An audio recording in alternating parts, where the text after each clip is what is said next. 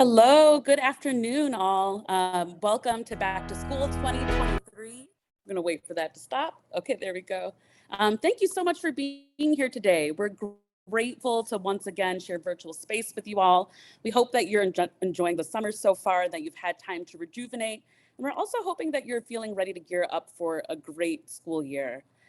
For those of you that are joining us for the first time, my name is Courtney Cintron, Director of Partnerships and Learning, and I am also joined by my colleague Ariel Frost, Manager of Partnerships and Learning, as well as, hi Ariel, as well as our data team, Angela Lin and Christine Ng. They're gonna hop out and say hello. Our Director of the Creative Schools Fund Tycoon BBG, as well as our partners from CPS Arts, Jeff Varaxa and Jess Rodrigue. So we're starting off the school year once again here at another inflection point with a new mayor, the decision for a new elected school board, and many other environmental and city shifts. And because of those shifts, it's really an opportune time for our growth as a sector, for us to elevate and highlight the arts and arts education and partnerships, once again, as significant to new city plans, solutions to challenges, and as valuable and essential to students' well-being and a truly well-rounded education. And we know that your unique arts programs are essential to making these things a reality. So we're here today to really hopefully make your work of sharing, teaching, and championing the arts a little easier by connecting you with some essential Ingenuity and CPS Arts partner resources, clarifying information, providing updates, and hopefully just really ensuring that you are feeling ready for the start of the school year. So we're going to do our best today to also answer questions that you submitted in advance of today's event. And if you have any questions remaining, we will also be hosting 2 office hour sessions tomorrow and Thursday, if you'd like some more dedicated assistance. There may be some instances today or tomorrow in which we have working updates for you, but we'll continue to stay in communication and provide you with information as it does become available. So with that, I'm going to hand it over to Ariel for a few reminders. Excellent. Thanks, Courtney. Before we get started with the main programming, as always, we'd like to provide you with a few important housekeeping notes. So to enable closed captions for yourself today, please find the CC symbol, which is located at the bottom of your screen. It should provide you with a couple of options to either view and download a transcription or use live captions. You'll also receive the slides and a recording of this presentation via email in 1 to 2 weeks. And we'll be launching a couple of polls throughout the morning, which will be automatically available to you on your screen and hopefully provide some opportunities for us to connect and engage even in this webinar format. And then finally, following the event, we'll provide you with an exit survey.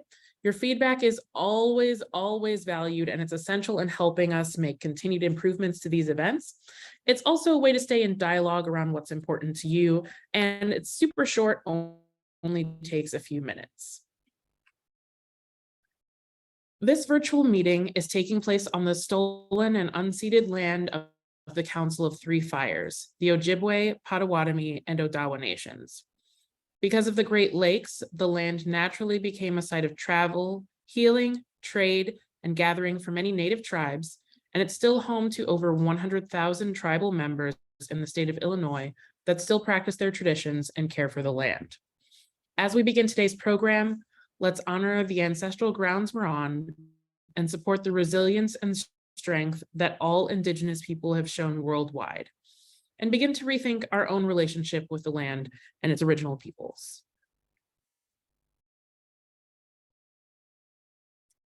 Okay, so now it's time to get to know you all a little better and give us all a sense of who's joining us today through our Who's in the Room poll. So Courtney is going to launch this poll, and we're getting that launch for you in just a moment. I'll walk you through the questions. So, have you joined us for a back to school meeting before? How many years have you been rocking it out in the field of arts education? What is your role at your organization? What disciplines do you or your organization work in? And as a fun one, what is your favorite Chicago season? Gonna give just a few moments.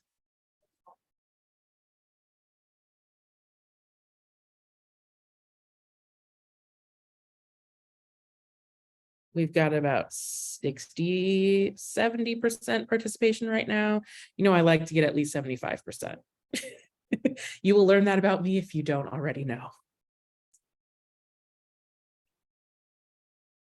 80%, 82%.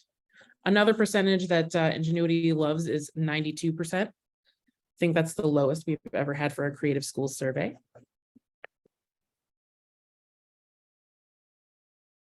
And that's looking pretty good. So I'm going to go ahead and end the poll.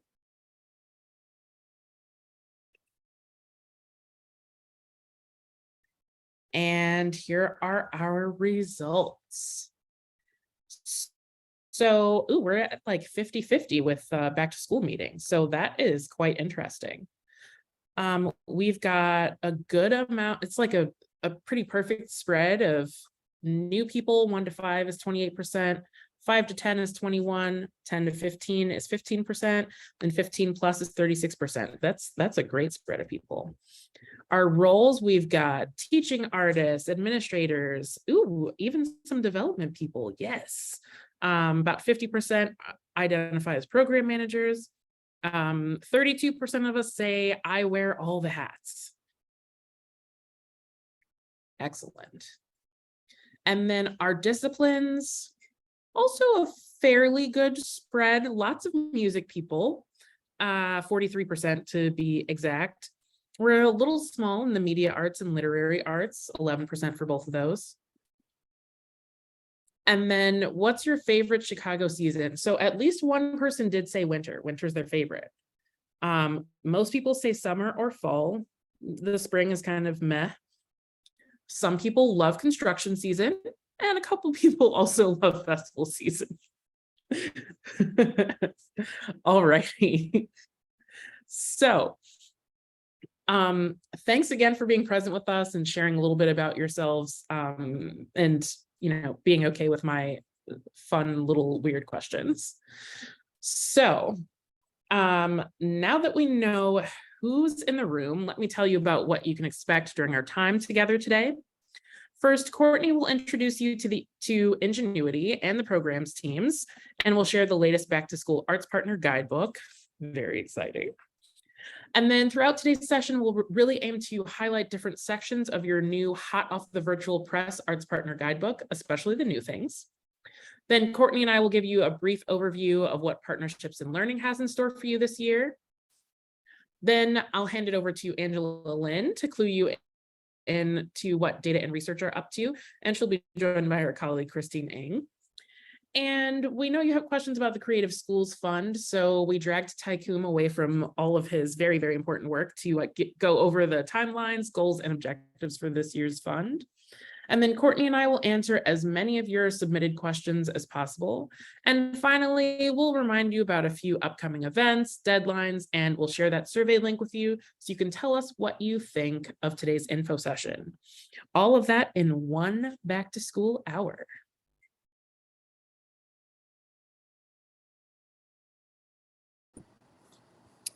Okay, thank you, Ariel. It's so cool to see how we have a split of people that are joining us that are new, that have been here for a while. I'm super excited, especially to reach out with the folks who are joining us for the first time today, because we have a lot of amazing resources for you. So right now, or at least in a moment, you should all be receiving a link to our Back to School webpage. So it's going to happen in a moment. And if you scroll down slightly past that video from last year, you're going to find the new Arts Partner Resource Guide for SY 23-24. For a moment, I was like, what year are we in? Okay. So feel free to take a moment to find the link and reference the guide as we move along here today. It'll be very helpful, I think, if you like to follow along. So just a quick note that we will be updating the guide periodically with additional information and resources as they become available. So if you download the document, just be sure to check back often for updates and added resources and maybe re-download it again. But let's take a peek inside of this guidebook for a moment. I'm going to give you a little bit of a snapshot of what you can find in it. So first, You'll find some general information about Ingenuity, including a look at our teams and staff and links to our strategic plan and equity action plan. And next, you'll find a very important section on communication channels and all of the avenues that partners have to stay in touch with us as well as one another. And I'll come back to that in a moment. We also have an annual calendar of events, so you know what's happening when, how to register for various events, and how to stay in the loop with us throughout the year. Something else that's new this year is our Arts Partner Consultancy Services menu, and that's located on page 10 of the guide, and it provides an overview of all of the customized services that Ingenuity can provide you, from data inquiries and requests, vendor navigation services, CPTUs, and more, and we'll unpack that a little bit later again as well. We also have a whole section dedicated to partnership best practices and what it means to have quality, equity-centered programs. And then we, of course, have an Artlook overview section so you can understand how to connect with schools on the platform and maximize your partnership reach and impact through data. And then we'll have info about data reports and publications that unpack the latest arts education data insights for you. And if you're newer to working with CPS, there's also a section on various types of arts programs, delivery models, and recommendations. And this year, we're also adding a dedicated section to funding resources that includes the Creative Schools Fund and other funding resources and opportunities that are available to arts partners. If you are a prospective arts vendor and you don't quite have a vendor number, or you're not quite working with CPS schools yet, there's information on how to become a CPS vendor and what's involved in the initial stages of getting your vendorship. And then it wouldn't be partnerships and learning without a section on our learning programs and convenings and what's in store for you this year. And finally, that guide wraps up with important vendor links that we've compiled from the CPS website, as well as our frequently asked vendor questions pages. So as you can see, we've squeezed a lot into this one virtual document, and we're really excited, and we hope that you find this to be a useful resource for you this year. Okay, so something else I'd like to highlight briefly again that's new here is the communication channels page. And so you can find that towards the beginning of that guide once again. And it shows you all of the methods you can use to stay in touch with not only Ingenuity, but also with one another. So we have updates that we share throughout the year about our programs and various opportunities. And we want to make sure that you're getting all of the information that you need. Most of you are already signed up for our newsletter because you're here, and that tells me that. But you may also want to follow us on social media, sign up for our YouTube channel, and make sure that you're frequently checking our event page. And something else that we're giving a go this year is the new Arts Partners Slack channel. So if you're unfamiliar with Slack, it's a messaging platform that allows you to direct message folks or start groups around a particular topic, such as curriculum and lesson plans, your upcoming events, job opportunities at your respective organizations, fundraising and grant opportunities, and a lot more. So this was set up out of a call for more connection between partners, especially across artistic disciplines. And we'll definitely have more in-person touch points this year. But I think this will be helpful in kind of bridging the gap in ongoing connection between Ingenuity as well as between partners. We'll drop the link where you can sign up for that Slack channel, but it's also available in the guide as well. So if you're on that communications channel page, you'll see a link there where you can just go ahead and sign up for the new Slack channel. And we really hope you do that because we're super excited about this.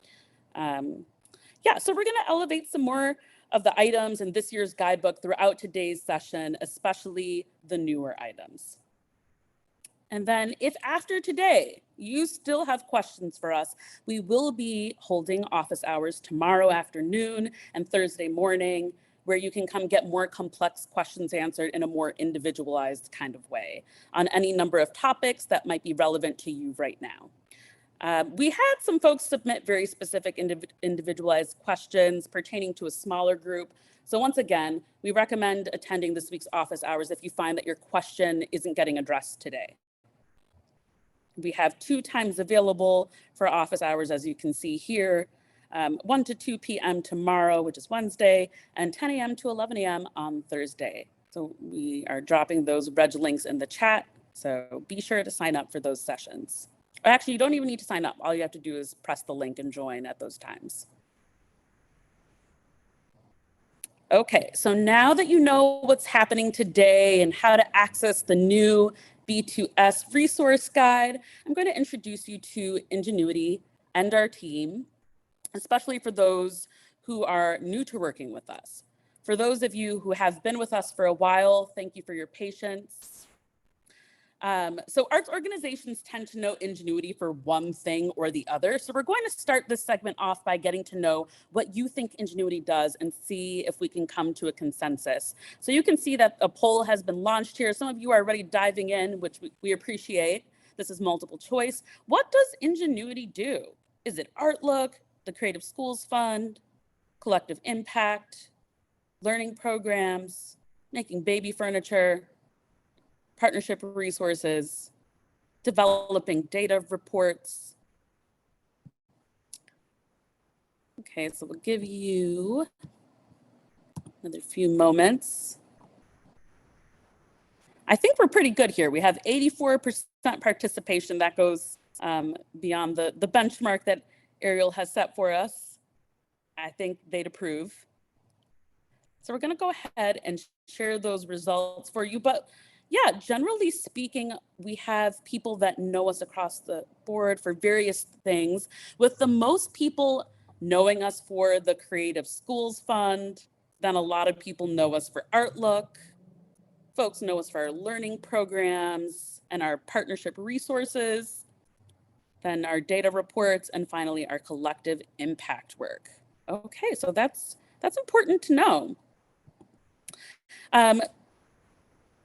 Okay, that's pretty good. You have a general idea of what we do. We really do all of these things except make baby furniture. However, we receive quite a few calls about baby furniture because there's another Ingenuity in Chicago that actually manufactures baby furniture. So if you're in need of a new stroller, we know where to direct you. Okay, let me get this little poll out of the way here. Okay. So now for a little more context on Ingenuity, I know about half of you are joining us for the first time today, at least at Back to School. So we want to provide you with a little bit of more of that contextual information. Our mission is to ensure that every student in every grade and every school has equitable access to high quality arts as part of a well-rounded education. And we have 4 primary strategies for achieving that work. One is data and research. We have our Creative Schools Fund, which many of you pointed to, or direct investments in the arts through grants. We have our partnerships and learning resources and team, and advocacy, which is really woven throughout the other 3 areas. So I will start off with our data team here. Data is the backbone and driver of all strategy for Ingenuity's work as an organization and in service of all that you do as well. So you'll be hearing much more about that today, but for now I'll introduce you to our data team, Angela Lin, Director of Data and Research, as well as Christine Ng, Ingenuity's data analyst. So they're gonna pop on there, maybe give us a little wave. And then we have yours truly, the partnership and learning team. So Ariel Frost and I work to design responsive learning and partnership programs that build program capacity and strengthen connections between schools and arts organizations, kind of like today's info session. Hi, Ariel. And then we have the Creative Schools Fund once again. That team consists of Taikum BVG, the director of the Creative Schools Fund. So many of you who have worked with schools to apply for the fund in the past are likely familiar with the fund that works to address immediate arts needs in schools and strengthen teacher-designed arts programs and partnerships. Okay, so that is the intro to our team. I'm gonna hand things back off to Ariel to move through more of the heart and soul of today's session. So thank you. Great. Thanks so much, Courtney. So in addition to our back to school offerings this week, we have just a few partnership and learning staples and some new programming to share with you. There's a lot in store this year, but you don't have to worry. You don't have to keep it all in your head. We've got a nifty cheat sheet for you that's in our new guide on page 9 with all of our P&L programs at a glance. So these dates are usually pretty accurate, but information does change from time to time. So it'll be important to make sure you're staying up to date by signing up for our newsletter and also periodically checking our event page and keeping up with us on social media. So today I'll briefly catch you up on our major events and convenings, our programs and resources, and then our information about our consultation services and our commitment to technical assistance. So Ingenuity is known in part for convening stakeholders and bringing people together, and also for having food and drink when we're in person. Yeah. So I wanted to highlight the major events we have to gather together. Our Fall Summit, which will take place tentatively on October 11th. This is an annual event that brings together arts partners from all disciplines with teachers from CPS to foster partnerships, connect with each other, and yes, eat and drink. We'll also offer some raffles, so bring your good luck charm. There will be $25,000 worth of funds that are raffled to schools who use this funding mainly for the purposes of partnering with you, and you don't want to miss this. So the registration will open soon. And as an arts partner, you'll be able to sign up for an info table that will allow you to have meet and greets with teachers about your programs. Then we have our all partner meeting, which is now held in March, where we roll out some of the data we've been collecting and give everyone the lay of the land in the Chicago arts education sector. And we'll learn how we can use data to inform our decision-making and align on sector goals.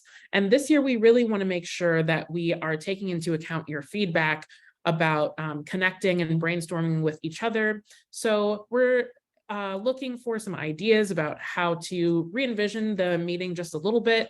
So if you have some ideas, don't hesitate to contact Courtney or I. And then, speaking of learning and connecting, our institutes are focused programs that are designed to go deeply into a particular concept or area of need.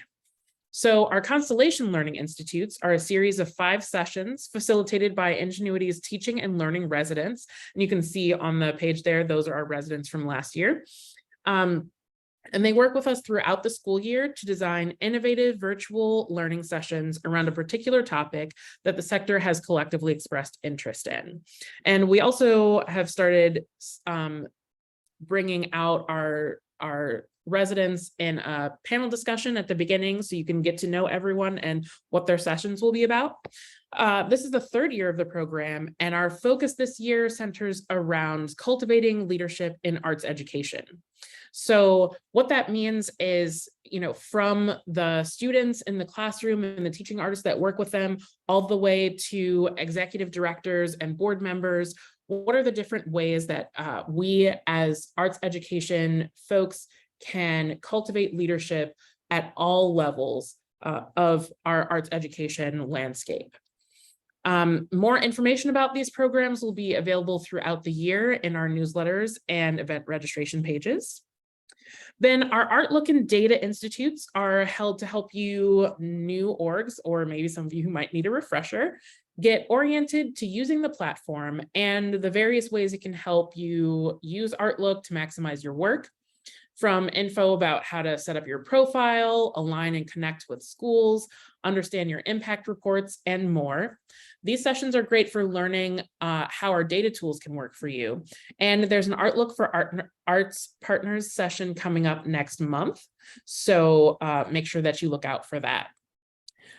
We also have our Arts Partner Standards of Practice, and hopefully we're going to learn a little bit more about that later this year, and Courtney will talk about that. But the Arts Partner Standards of Practice is a framework for ensuring quality in our arts organizations and in our teaching. And this was created through a collective knowledge from the sector of over 400 different people and organizations who contributed to what does it mean to have quality programs for our CPS students. Okay, thanks so much, Ariel. So now if you're more of the type to learn on your own time, at your own pace, we have a number of resources that have been designed to be accessed independently. And remember, once again, that all of these resources and events that we're referencing here can be found in your guidebook, as well as the registration page for all of these. And so, as Ariel just discussed, one of our seminal resources is the Arts Partner Standards of Practice, which can be accessed independently. It's also known as APSP, as we endearingly call it. But it's a tool, once again, for organizations and teaching artists that articulates a collective vision for what quality teaching and learning in the arts is. And it's really a great starting point for arts partners that are newer to this work, but also a great refresher for those of you who have been doing this work for a while. And in addition to those frameworks, we also have a learning self-assessment that will allow you to sort of pinpoint the specific areas in APSP that you should consider taking a look at first. And I'll have a note about that in a moment.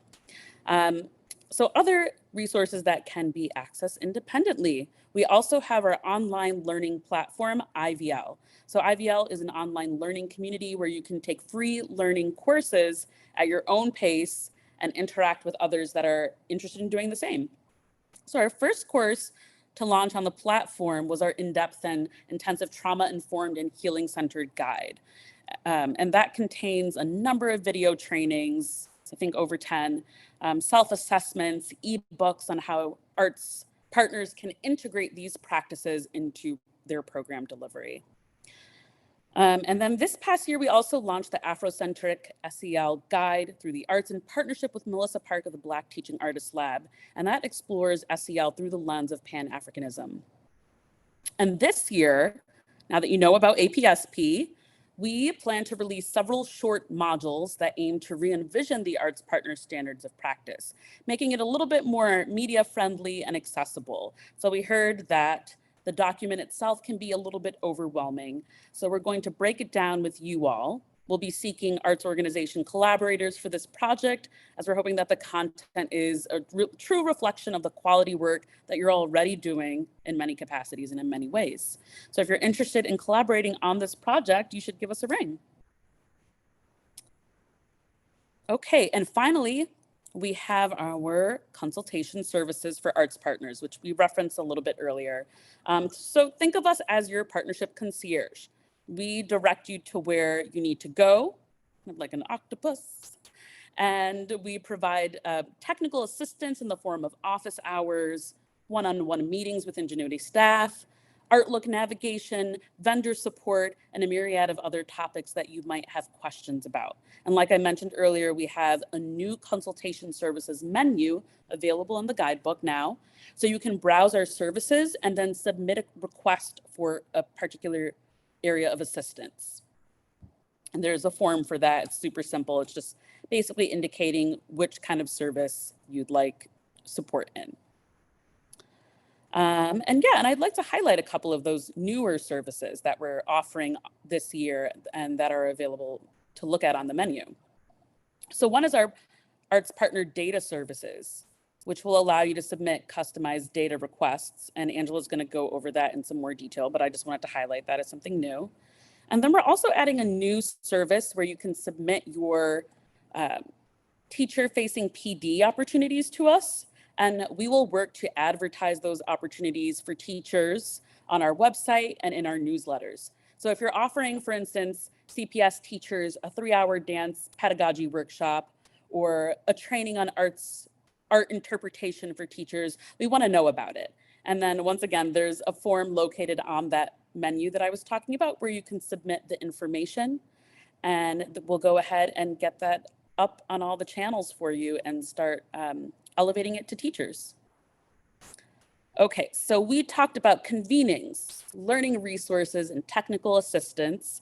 And so now that you have an idea of what our role is in partnerships and learning, I'd like to hand it off to Christine and Angela, our data team, to get into the different ways our data collection can impact your work and partnerships with schools.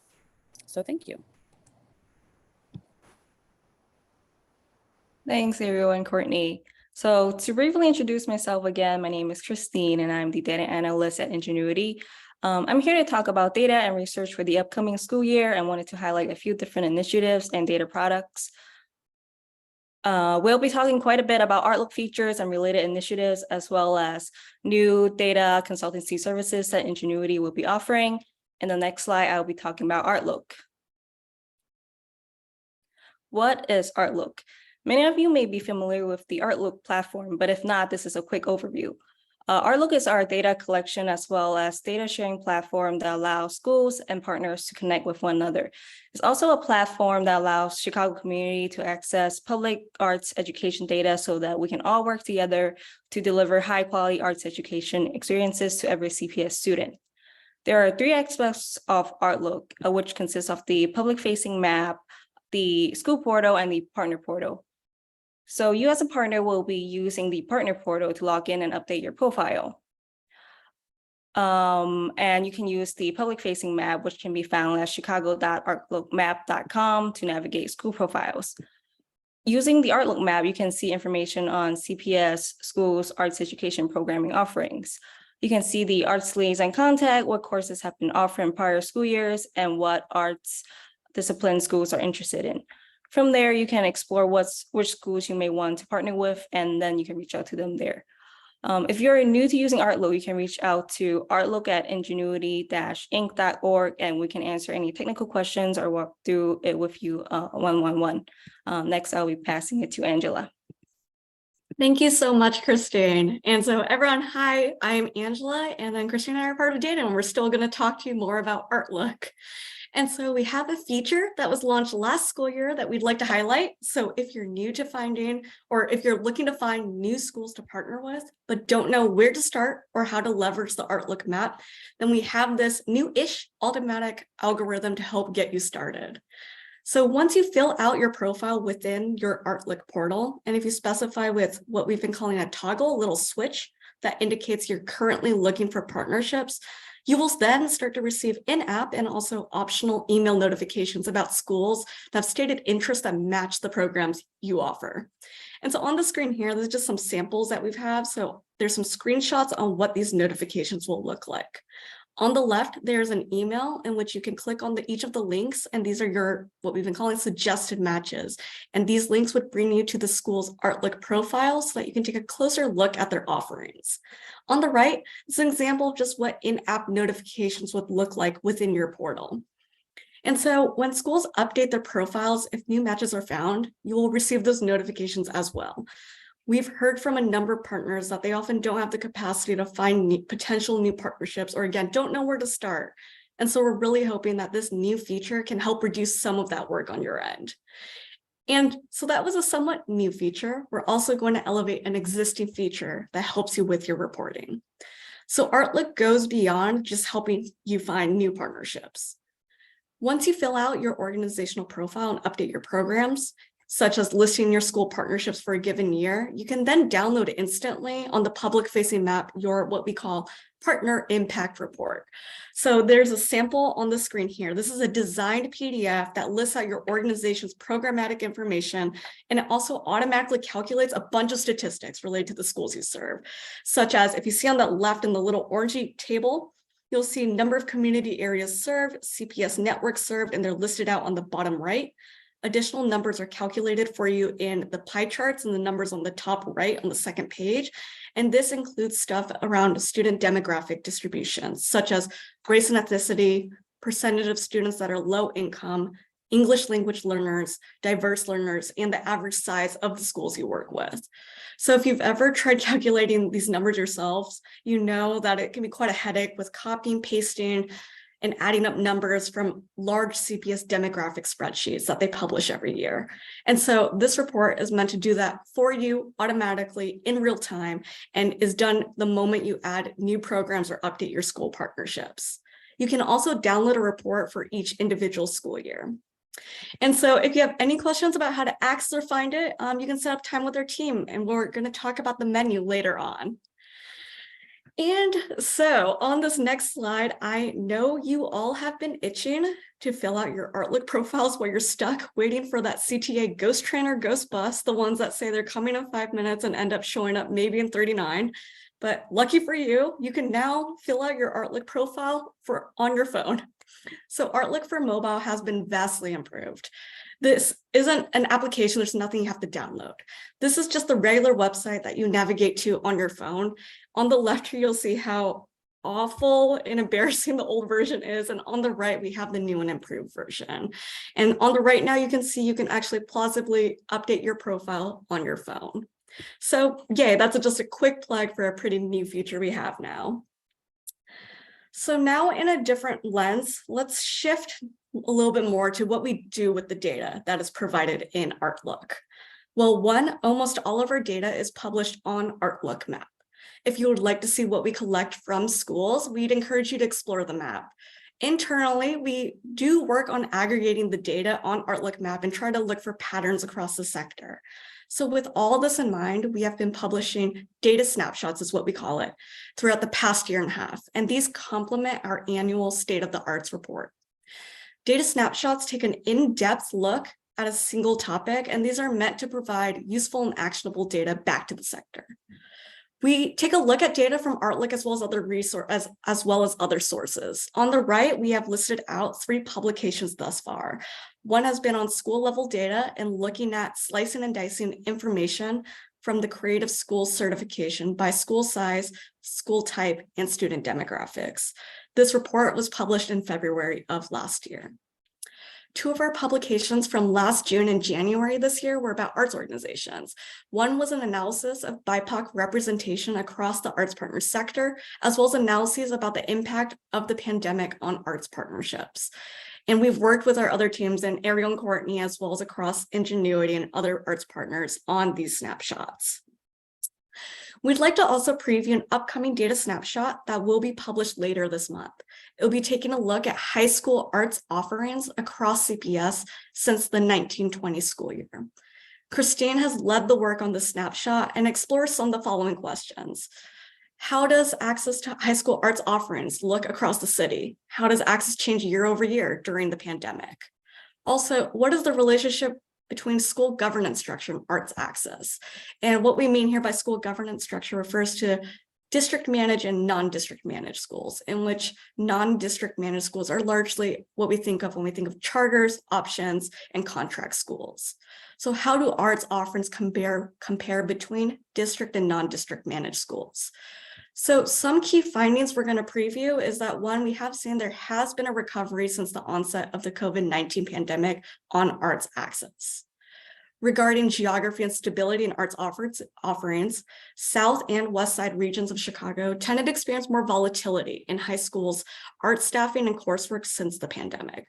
This applies to both increases and decreases in access in the arts. In 21-22, South Side regions had some of the best staffing ratios in theater. Our last general finding or key findings regarding that school governance piece. What we saw was that non-district managed high schools on average offered 0.5 fewer disciplines and 1 fewer multi-level discipline than district managed high schools. They were also significantly less likely to have adequate staffing.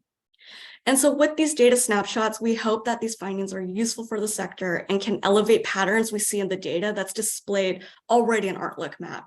We're just trying to pull them and aggregate them behind the scenes and also present them back. And so all of these reports can be found on our website, and look for the one on high school arts offerings that we released later this month.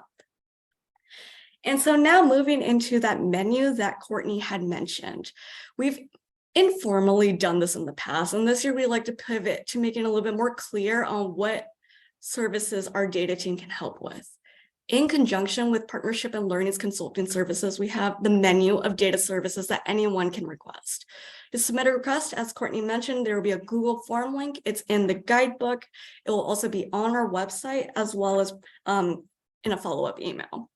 And so looking at the menu of items, I think in the top left, most of you will be familiar with this one. We have ArtLook support. We can help you with your profile setup, a walkthrough of the public-facing map, and additional guidance on how you can leverage ArtLook to find potential partnerships. If you have questions around that partner impact report that you saw earlier, or the relatively new suggested matches features, we're happy to help with that as well. And so in the middle left, you'll see a new vein of services that we'd like to assist with. We have been working with Jess and Jeff's team at CPS to receive some data on a recurring basis regarding vendor information. We are here and are able now to help facilitate some of that information lookup. We've heard from you all that retrieving your vendor number or vendor status can be difficult, along with figuring out who in your organization is receiving emails potentially about attestation or from procurement. And so we can now help with identifying some of those pieces of information. And that includes vendor number, vendor status, primary contact in iSupplier, and your other contacts in iSupplier in general. And so we're excited to pilot and see how this works. And that is going to be through this Google form. So for partner impact report PDFs, given some feedback in a session that Courtney and I hosted last year, we heard that these PDFs are great, but sometimes you need to subset the schools and you don't need a report for your entire school portfolio. While Artlook can't do this automatically right now, Christine and I can help you on the back end. And so this is just another service that we're putting on the menu that you can request. On the right now, school level data for programmatic analysis. We can help provide data in a CSV or Excel file to better help your internal analyses. And this includes such as pulling historical creative school certification data that's on Artlook Map, potentially student demographics or disciplines of arts, instructors or courses taught. With some general research questions or data points, we've also heard some questions of like, how many high schools have music programs? Or perhaps there's a bigger research question that you're just wondering about. While we might not have the answer, we'd love to work with you to see if we can help find something on Artlook Map or aggregate other sources of information. And finally, this is a new thing we're trying out that we're not sure if there's much traction around, but Christina and I clearly love data, and we would also like to put out there one-on-one data consultancies. If you have any questions about data visualizations, we're just giving some examples here. Data visualizations, we love Excel and Google Sheets. We love messing with pivot tables and formulas, data infrastructure, any of these broad topics. We would love to meet with you and just discuss what questions and what your needs are and seeing if we can learn alongside with you and see what, if anything, we can help out with. And so all these will be in the Google form, and this pretty much is what we're encompassing as our data services menu. There will be also like an other section if there's something that you don't quite see covered here, but you're wondering about, there will be an open-ended box that you can input that question in. And we'll do our best to try to follow up with you. I think we put roughly 1 to 3 business days, but we'll do our best to contact you as soon as we can. And so, all right, that covers it for data. Thank you so much. And I will now hand it off to Taikum, our director of the Creative Schools Fund.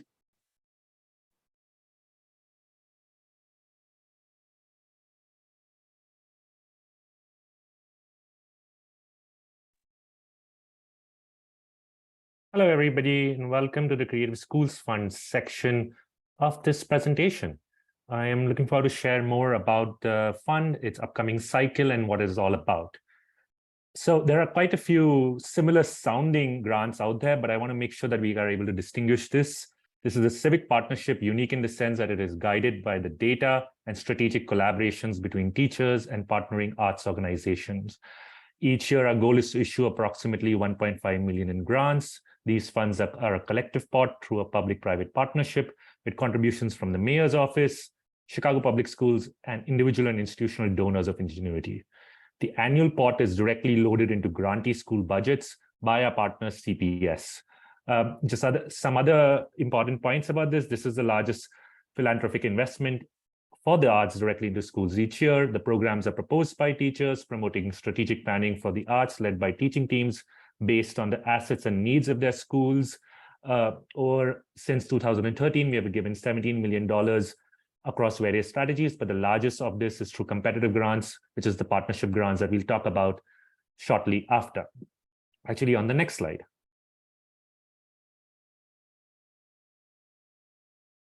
So there are a couple of different grants that we give out each year, but for this conversation in relationship with you, we're going to stick to the partnership grants, which happen in fall. This will be opening on September 11th later this year.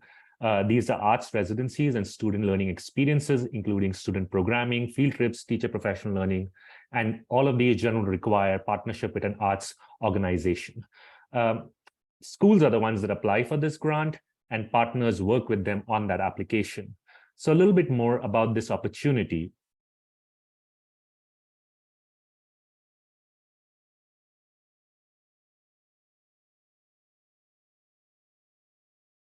So what all of you over here are either from an arts organization or a teaching artist. And so this is an opportunity, the fund gives you an opportunity to forge new partnerships among schools with the least systematic arts access to help them bring arts into their public schools. The way you would find these schools are through the Outlook map that Angela and Christine earlier shared.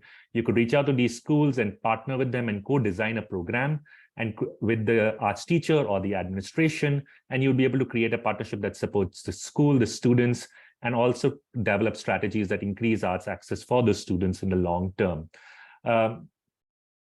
Of course, if some of you have already partnered with schools, then I think the next slide will have far more information for you, because that's where we have all our important dates.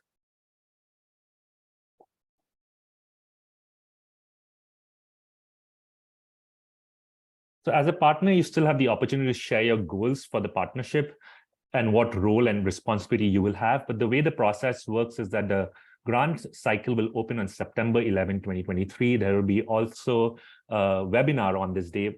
All information will be put up on the website. But if you look at the Back to School guide, you'll see there's an opportunity to register for the webinar.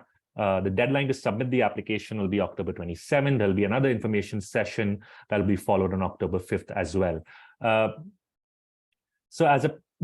And in the past, we've used a platform called Submittable, but this year we are moving to Slide Room. It'll be a very similar process. We're hoping it'll be far more smoother, and you will still have an opportunity to input details about your goals, your responsibility, and what you think your role will be as part of this partnership. Just like previous years, if you have done this before, and if you have not, once the school opens the applications and starts filling this out, they'll be able to send an invite to you, an invite link to you, and you'll be able to fill out a separate form giving us all your details. And the last thing that is there is that this year there'll be no multi-semester grants. Last year we committed about 77 multi-semester grants. This was our prototype year, and we were really encouraged by the success. This year will be a gap year. We'll be making tweaks and expand the sustainability of the fund, and we are hopeful that multi-semester grants will return in next year's cycle. And just to close in on the grants themselves, just a couple points. Grants prioritize schools with the least systematic arts access. Projects bring immediate arts program to students and fuel sustainable long-term increases to arts education access for every student in every grade in line with our mission. And each year's grants represent every CPS network, every Chicago neighborhood, and schools of every type within the public education landscape. Yet investments are concentrated in the neighborhoods and student populations where access is currently most limited. That's it for CSF. Thank you.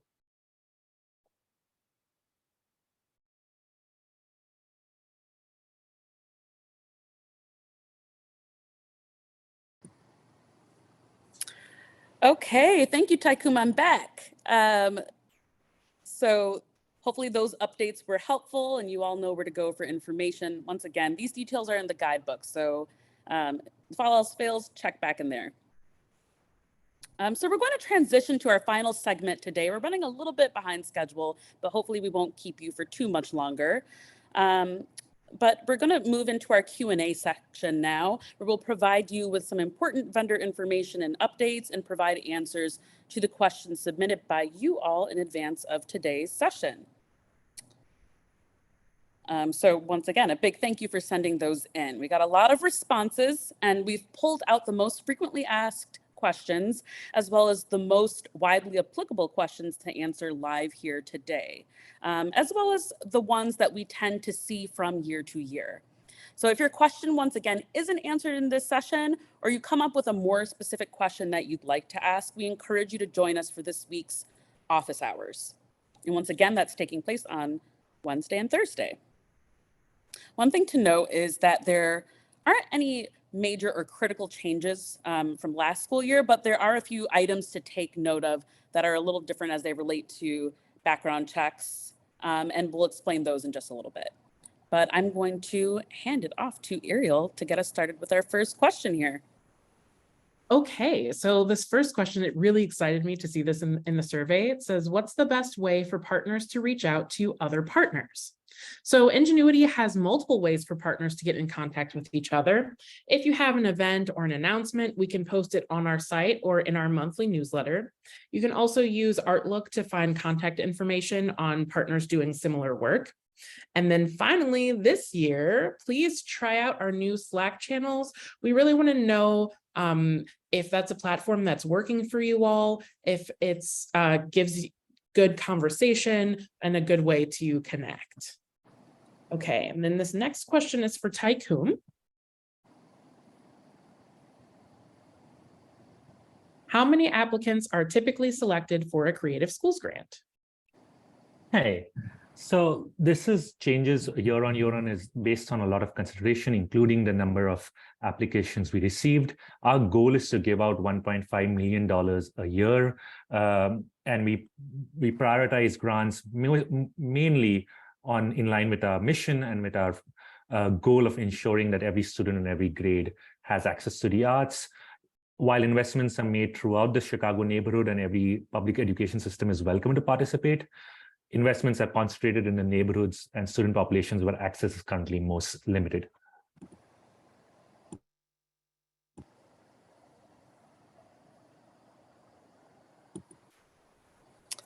Okay, so this next question, have any vendor policies or procedures changed or been updated since last year? We have a couple of general responses here. I'll start off with teaching artist multi-organizational background checks. I know that's a mouthful, but that's the only way I can explain this really. But on behalf of Ingenuity, CPS Safety and Security, and CPS Department of Arts, we are pleased to share that we have coordinated to update the CPS background check process. Some of you may be familiar with this, but specifically as it pertains to teaching artists to reduce duplicative processes. So many of you may have participated in our initial pilot last fall, and we thank you so much for helping us get this process started. And through that update, we were able to get about 200 teaching artists cleared for this multi-organizational background check process. And we'll now be publicizing a list of those teaching artists, hopefully this August. I'm pretty sure that's going to happen very soon, probably in the next couple of weeks. We'll be publicizing that list of teaching artists that have been cleared to work with any CPS arts vendor without requiring an additional background check for each organization they work for. So all approved teaching artists on this forthcoming list were sponsored by an arts organization last fall, and they cleared a background check with an approved CPS arts vendor in June 2020 or later.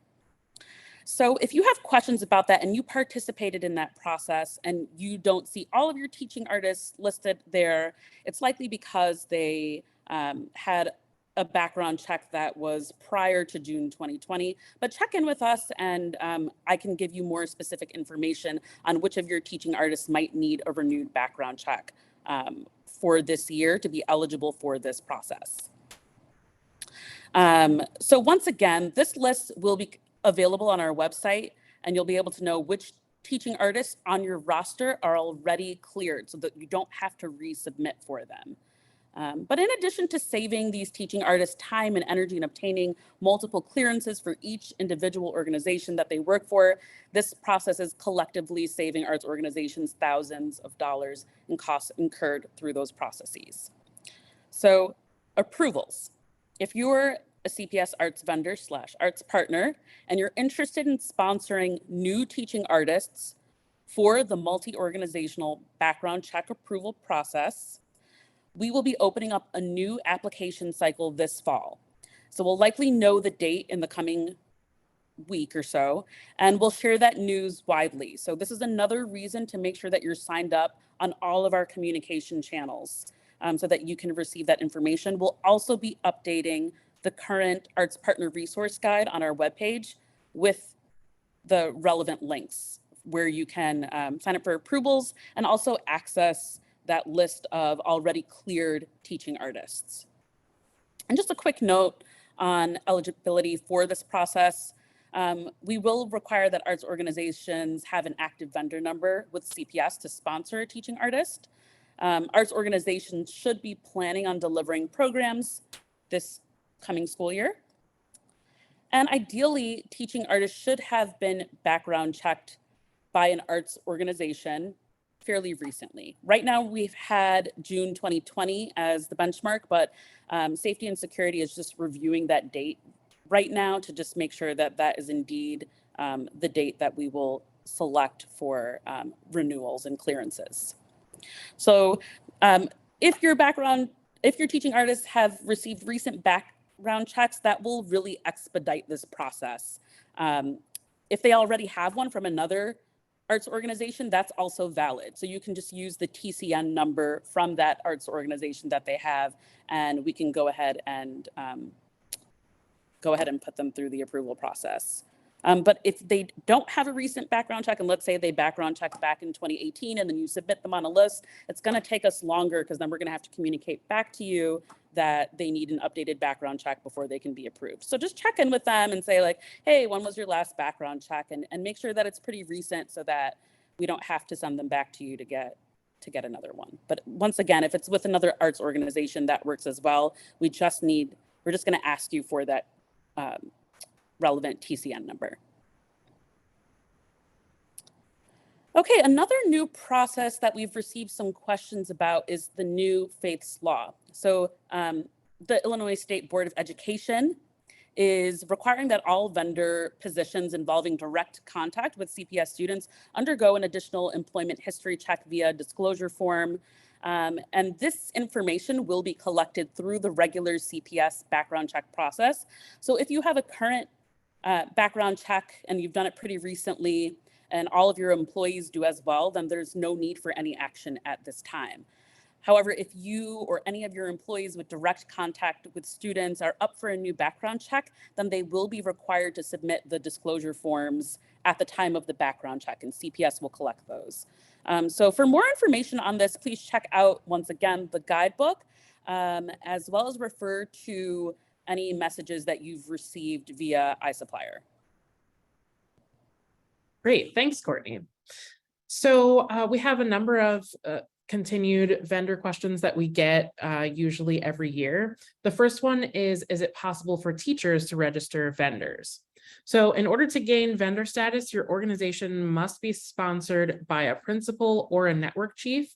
So teachers, unfortunately, cannot sponsor vendorships. The second question, is there some sort of partner org portal online? The answer is yes. If you have a vendor number and you want to check on your status, you can visit the iSupplier portal that's linked in our resource guide, where you'll find a training guide and a portal FAQ. And if you're not sure of your vendor status, this is for question number 3, or you had a vendor number and it's no longer active, you can now submit a data request to our teams, and we'll be receiving monthly updates about vendor-related items from CPS, including your vendor number, your vendor status, primary contact in iSupplier, and other contacts in iSupplier. You can also complete the procurement service request form if you'd like, and that's also linked in our resource document with the name or federal ID number of your organization. If your status has expired, you'll need a new sponsorship in the form of a principal or a network chief.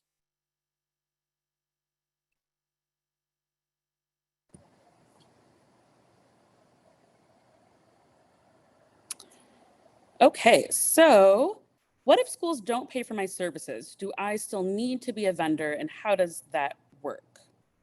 And then do I need to complete attestation every year? Let's say that 5 times fast. Okay, so if you are a no-cost services provider, you do still need to be a vendor with CPS, and you will need to complete a no-cost service agreement before you begin any services in schools. So CPS Arts will have the new 2023-24 agreement ready for vendors in DocuSign, very likely before the start of the school year on, I believe, August 22nd is when we start. And once it's ready, you'll be able to locate the link to the contract on the CPS Arts website, as well as in the resource guidebook, and we'll update it with that link and then put it back up there for you. And we'll once again share it out in our communication. So that link isn't quite ready yet, but when it is, once again, we'll publicize that widely for you so that you have access to the agreement. But we do request that you don't use the form from last year. Even if it's going to be very similar, it goes through a very particular process at CPS where law has to approve it before it can become available to you. So just note that that just takes a moment. So I know some people are like, well, if it's the same form, why do we got to wait for it again? And it just has to go through that process before we can publicize it. Okay, so do I need to complete attestation each year? So as many of you know, and some of you might be newer, but beginning in August 2020, the CPS Department of Procurement started requiring that suppliers or vendors complete an annual attestation to ensure the district has the most current business information and documentation for each vendor. And this really ensures each year that CPS records are accurately reflecting vendor offerings and appropriate contacts. So the supplier attestation also requires vendors to update their insurance certificates and may require them to complete background checks for their employees. CPS procurement has created a list of frequently asked questions about the attestation process to assist you with this process, and you can also access that link of the frequently asked questions in the guide at the end where you'll see CPS links.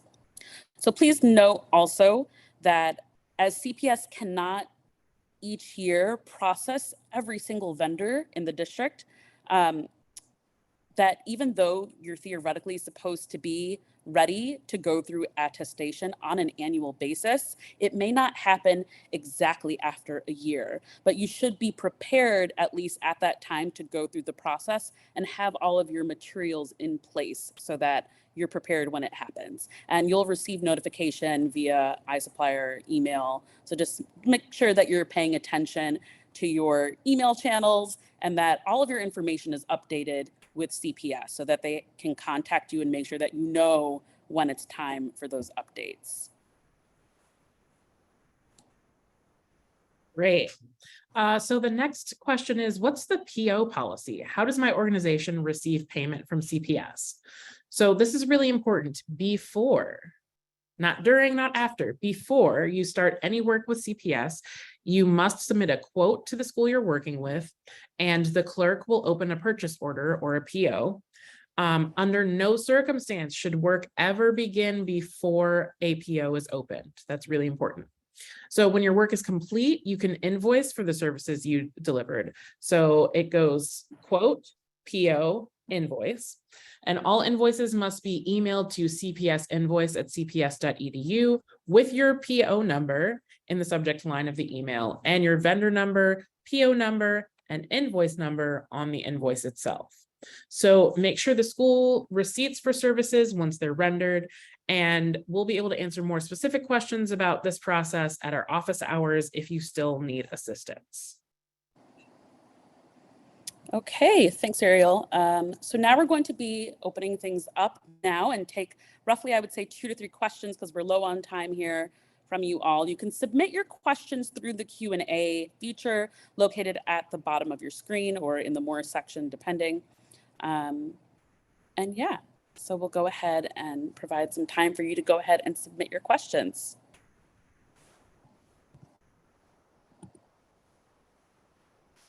So Courtney, if you wouldn't mind answering this question, I had a question from Sabrina that I think I answered, but Okay.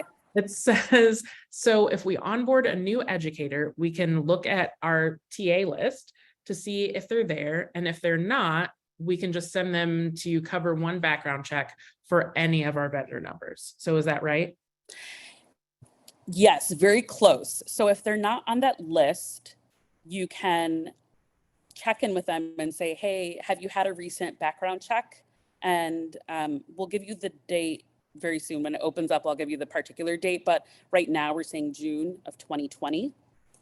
And if they haven't had one since before June 2020, they're going to need to go get another background check.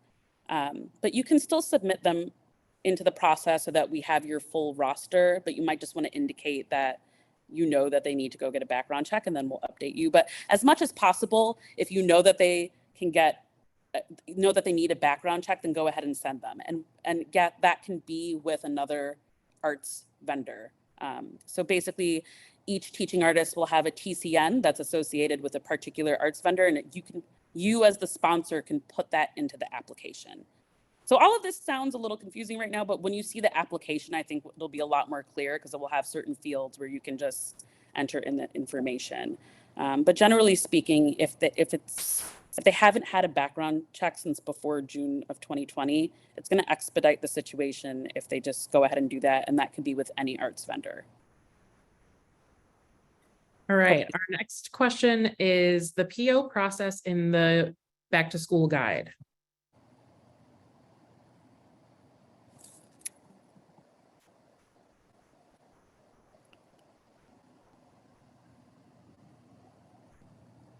What is this? Okay. What's the question? I'm sorry. So Liz wants to know if the PO process is in the back to school guide. Yes, it is in the back to school guide.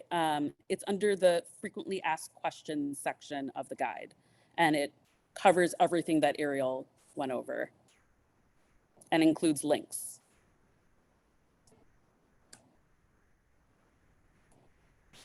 Great.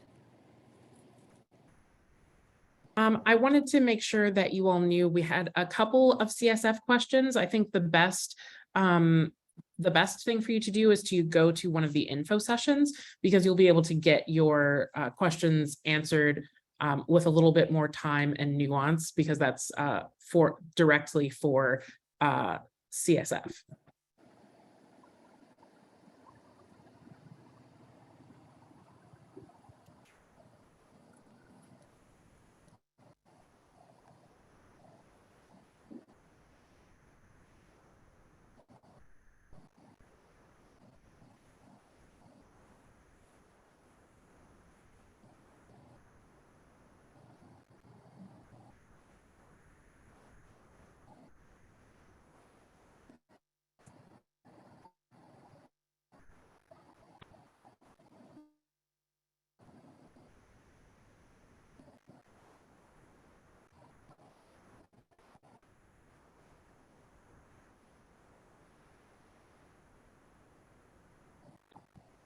Okay, where are we at?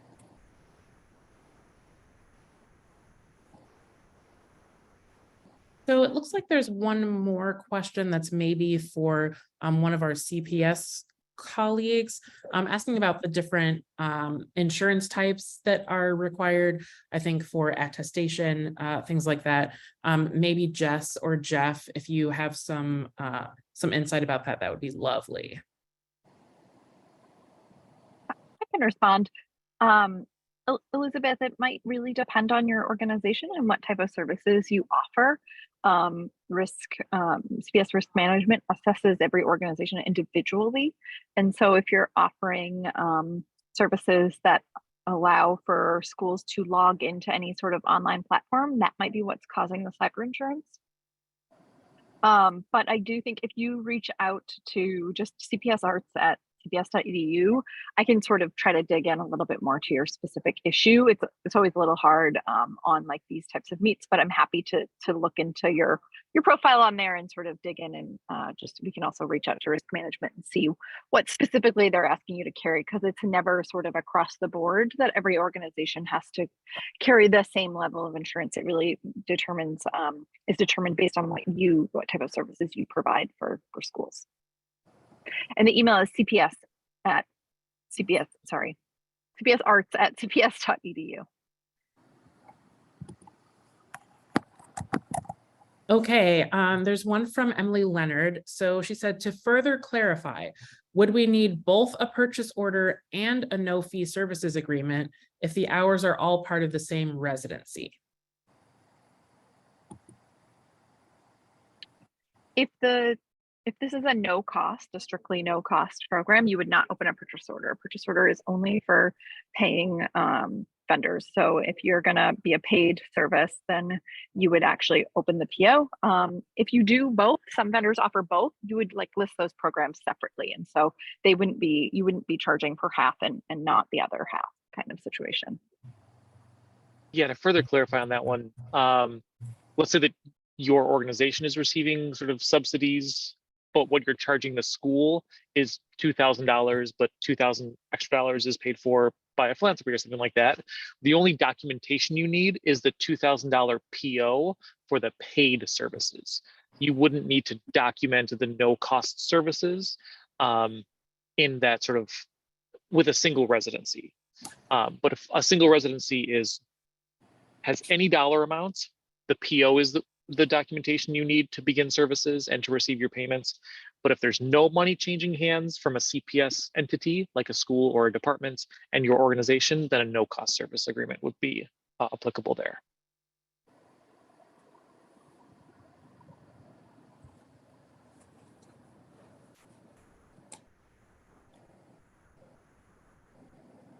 And Court, it looks like we've got one more background check question.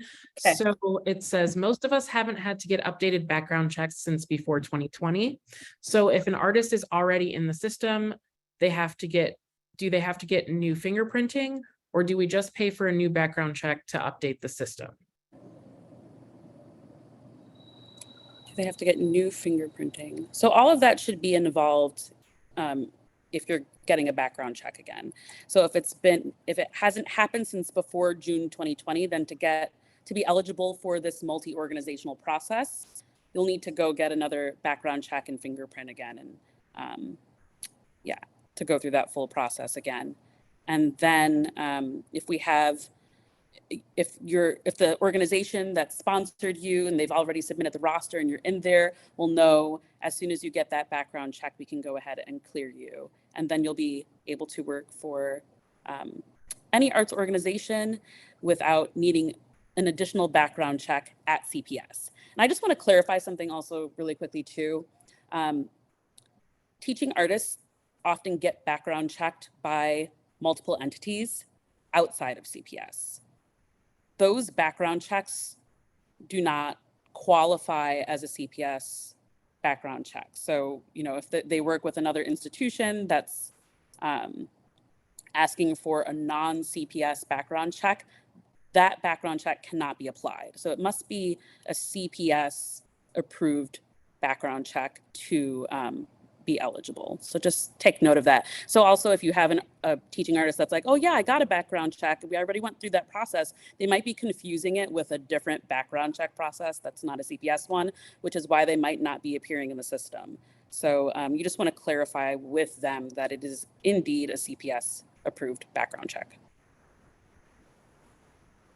All righty. So we have a couple more questions that we're going to try to answer in the chat or in the Q&A, but I just want to make sure before we lose anyone to just let you know about the upcoming events that we have. So August 24th is our Artlook Institute for Partners. So if you're new to Artlook or you need a refresher, definitely go to that institute.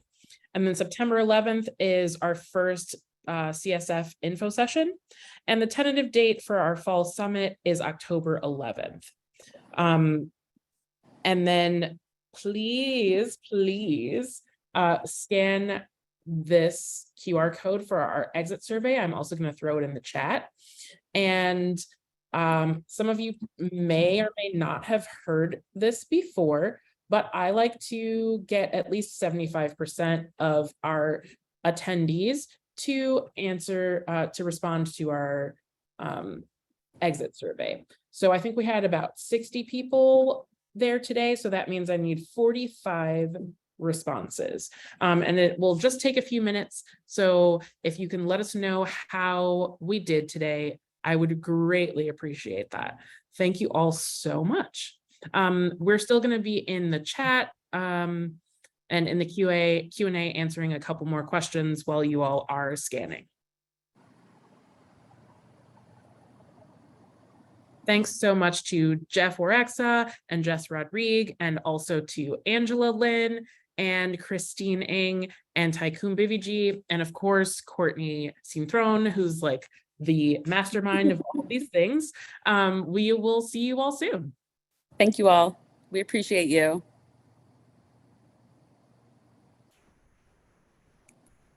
Bottom line is reach out, and we're here and we'll try and guide you.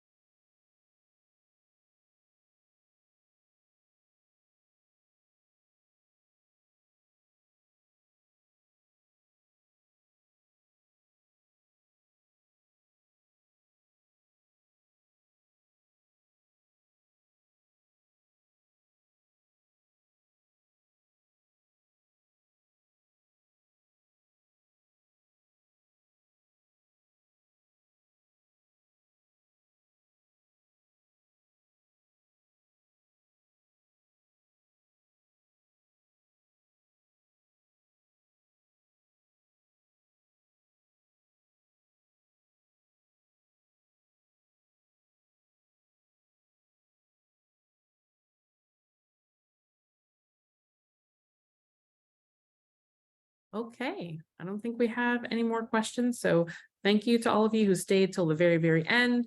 Make sure you take that exit survey and we'll see you at the next one.